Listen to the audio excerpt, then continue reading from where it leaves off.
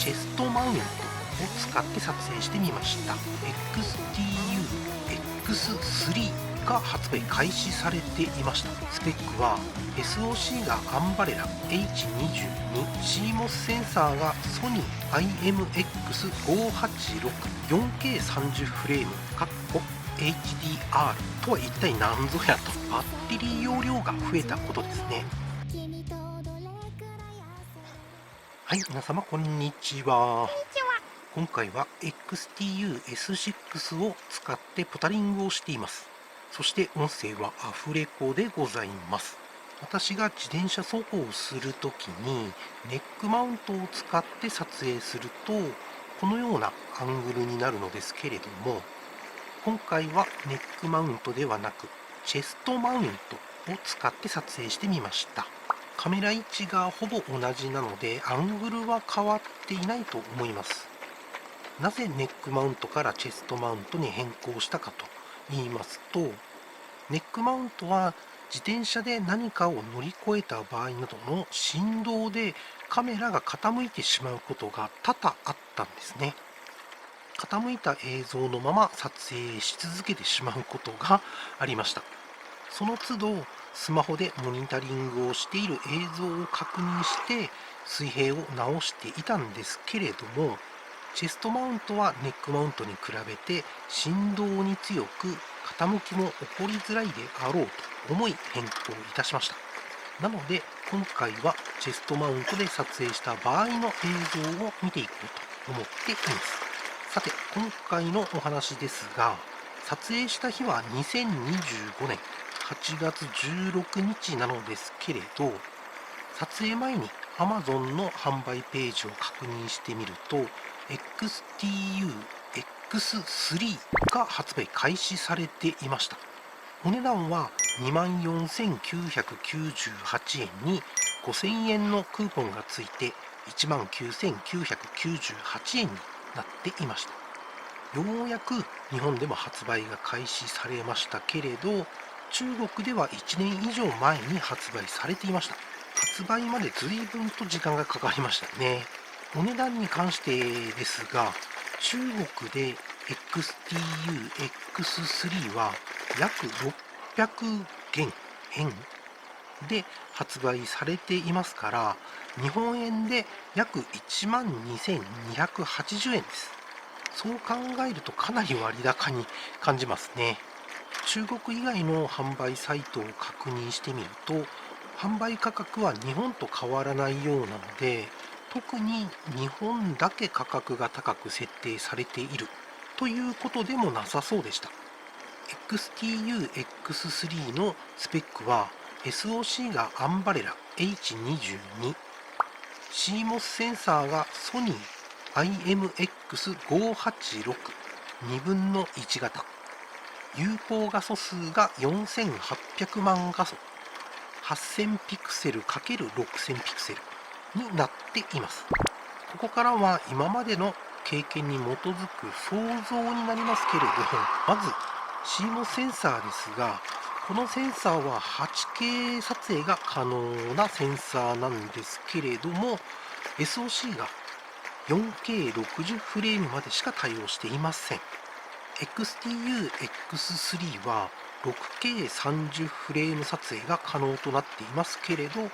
多分フェイクな解像度と考えられるため 6K で撮影するより 4K で撮影した方が映像の方は画質が良いと思われます。これは良さそうかなという気になる点といたしまして、 4K でアスペクト比4対3で撮影できることと、解像度設定項目の中に 4K30 フレーム HDR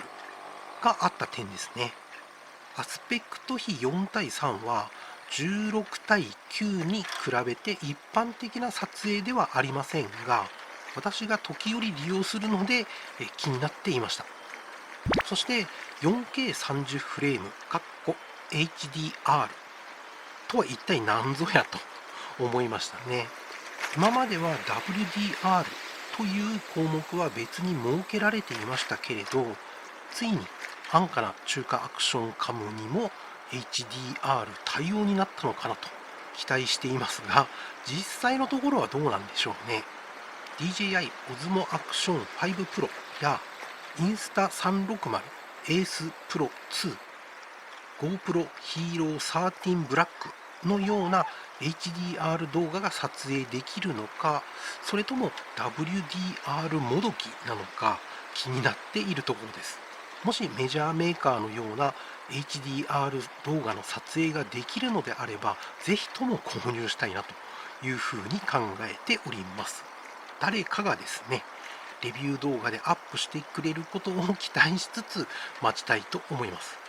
もう一つ気になっていた点としては、ナイトモードが搭載されていて、今までより夜間は明るく撮影できるらしいということですね。ただ、この件はいくつかのレビュー動画を拝見しましたけれども、言うほど明るく撮れていない印象でした。映像を明るく撮るには CMOS センサー1画素の受光量を増やさなければなりません。例えば対角 8mm の CMOS センサーが2種類あって、1つは4800万画素、1つは1200万画素の場合、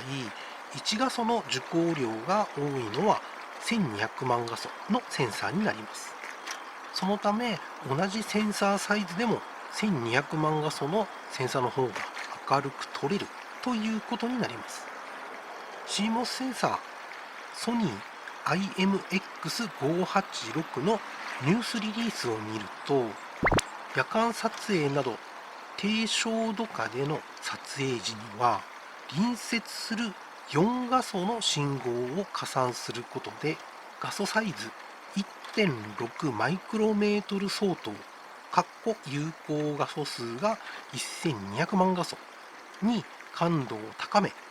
低ノイズで明るい写真や動画の撮影ができますとあります。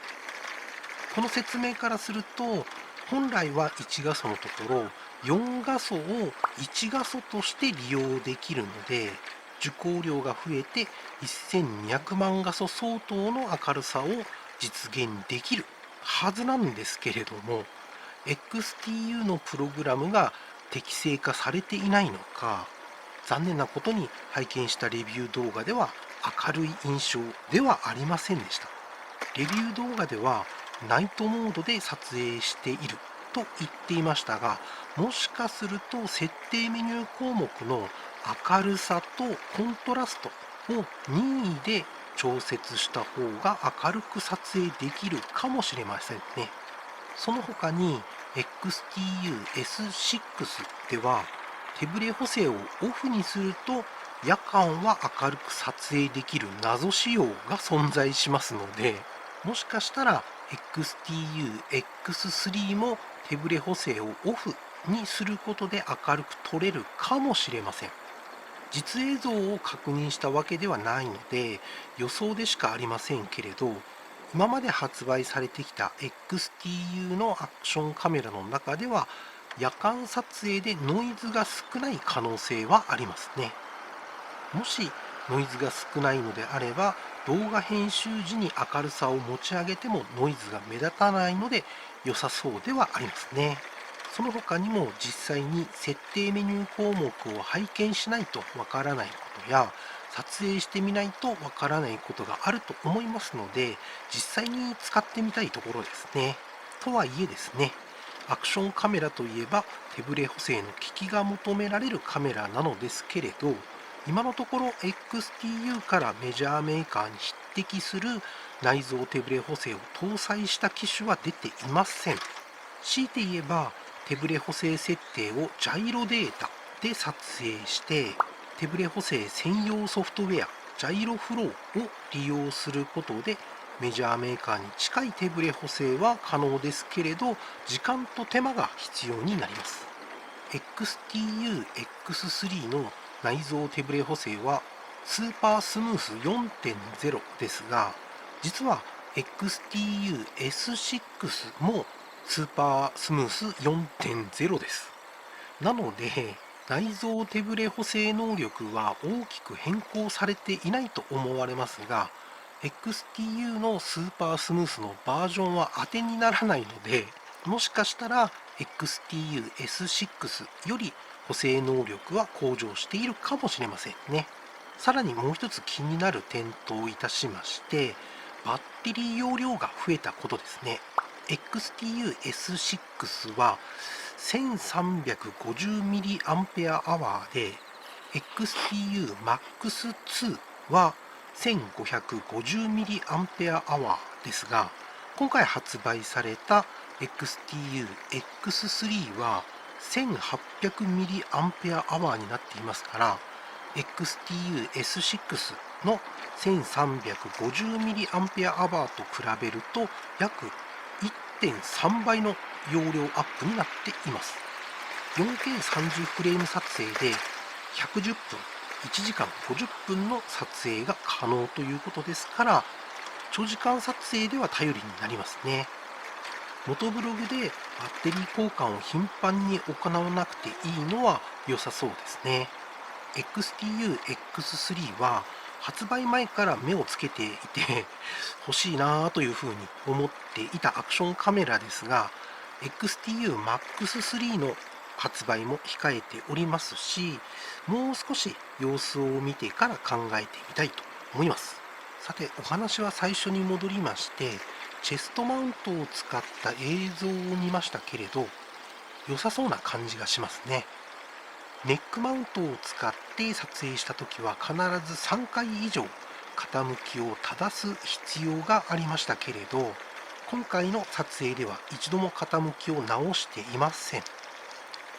凸凹の道を走ってみましたけれど、カメラが傾いて撮影された映像も傾き続けてしまうようなこともありませんでしたから、非常に満足度の高い結果となりました。今後はお散歩動画の場合はネックマウントを利用して、走行動画ではチェストマウントを利用しようと思います。というわけで、本日はこの辺で動画の方を終了したいと思います。最後まで見ていただきましてありがとうございました。